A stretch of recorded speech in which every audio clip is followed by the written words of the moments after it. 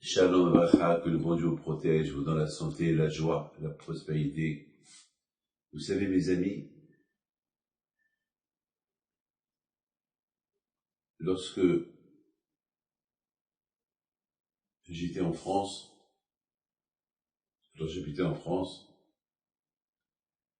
il y a à peu près 35 ans à peu près, j'étais fatigué, j'étais malade, et j'avais un problème. Et le problème que j'avais, c'était, je marchais, et je tombais, j'allais m'évanouir, et je perdais connaissance. Donc, on m'a pris à l'hôpital, on m'a pris un Shabbat à l'hôpital. Et ils m'ont fait toutes les analyses, tous les examens. Et j'avais rien. Bon, Hachem, le problème que j'avais, c'est que je dormais pas. À cette époque, vraiment, je dormais pas. Tout le temps, je recevais beaucoup les gens. La nuit, les téléphones sonnaient tout le temps. Et j'avais pas une vie normale. Et je voyageais beaucoup, donc j'avais beaucoup de décalage horaire. Donc les médecins m'ont dit, il faut se reposer. Et quel repos? C'était mes débuts. Et vous savez que lorsqu'on voit que le public, il vous cherche, alors vous devenez l'esclave du public. Je vous ai dit tout à l'heure, avant-hier, je vous ai dit que la grandeur de Moshe Rabbeinu, et on apprend de lui, et la grandeur de Abraham Abinu, Abraham, Yitzhak, Yaakov, qu'ils étaient pour le public. Leur vie, c'était servir le public, servir le monde. Vous savez, à l'époque d'Abraham Abinu, il n'y avait pas des juifs, il y avait des gens, des êtres humains. Mais ces êtres humains-là, il n'y avait pas encore la Torah, donc ils étaient des idolâtres. Abraham Abinu, alav shalom, était seul contre tout le monde pour amener la religion, pour enseigner aux gens qu'il y a Dieu. Il y a Kadosh Baruch Hu. Il y a l'être humain, il n'est pas venu de nulle part. Il a été créé. Pas comme certains qui disent que le monde, il a été inventé. Le monde, c'est de la nature et il a été créé tout seul, Big Bang. Alors, ils ont un Big Bang dans la tête de croire comme ça. Donc c'est Abraham Avinu alav shalom, il était contre tout le monde. Au moins, il a laissé une trace que le monde, il a un créateur. Donc c'est pas, et jamais j'oublierai. Donc, à Israël, notre travail, c'est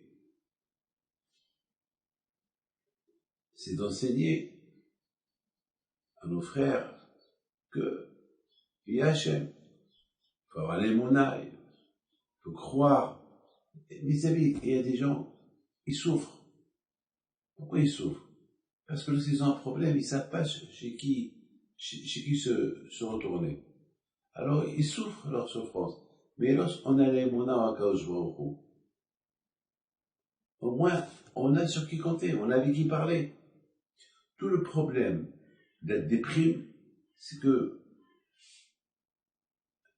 on a un problème, on ne sait pas gérer le problème. Et jusqu'à qu'on rentre dans une dépression. Mais quelqu'un qui a l'émouna en Dieu, il a un problème, il allume une veilleuse à la mémoire d'un tzaddik, il prie au bon Dieu. Au moins, tu te soulages.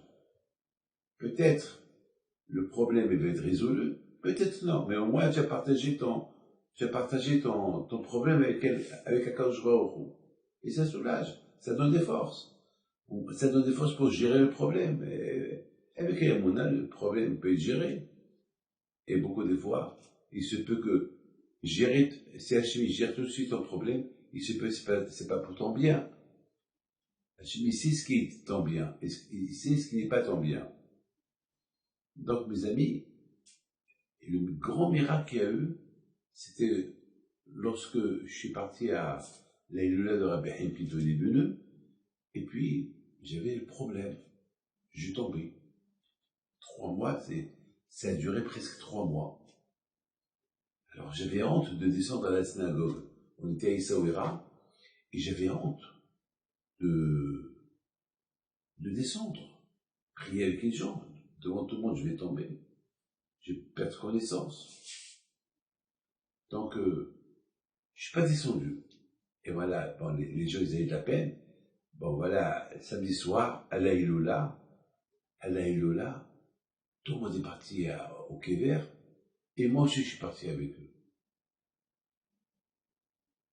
Et je suis monté sur le Kéver de Rabbi Haim Pinto, et j'ai commencé à danser, Awajaï, Dawina, et je suis devenu un autre. Les gens, ils n'ont pas cru comment. Et je leur ai dit, ça y est, avec les Dachem, je ne vais plus tomber. Et grâce à depuis, ma prière a été acceptée. Tout le monde en veut ce miracle-là. Ce miracle était extraordinaire. Alors, il y avait une femme qui a profité de ce miracle. Une femme que la pauvre, elle n'a pas de mazal. Elle n'a pas de mazal. Elle n'arrive pas à se marier.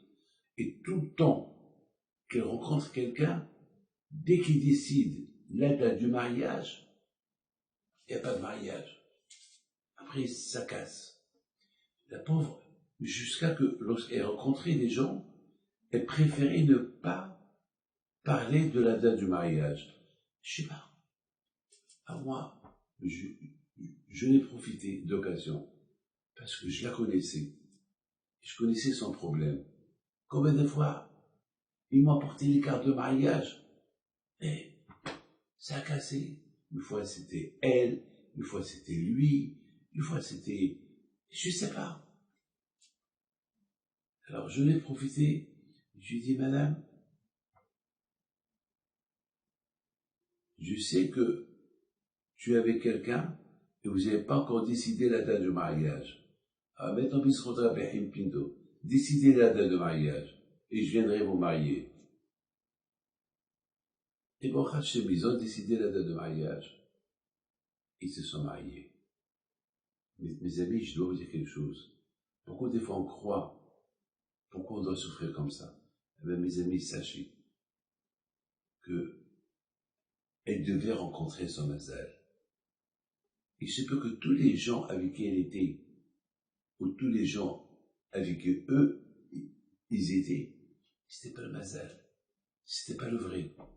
Alors quand je vois, eux croyaient qu'en fixant la date du mariage, ça casse. Non, il se peut que c'était pas le mazal. Non, grâce à Dieu, aujourd'hui, ils sont mariés, maintenant. Ils ont des enfants, ils ont marié leurs enfants. Ça fait une histoire de 35 ans. Mes amis, la prière. Fixez la date avec la prière et que ce soit le vrai mazal. Que le bon Dieu vous protège. Amen.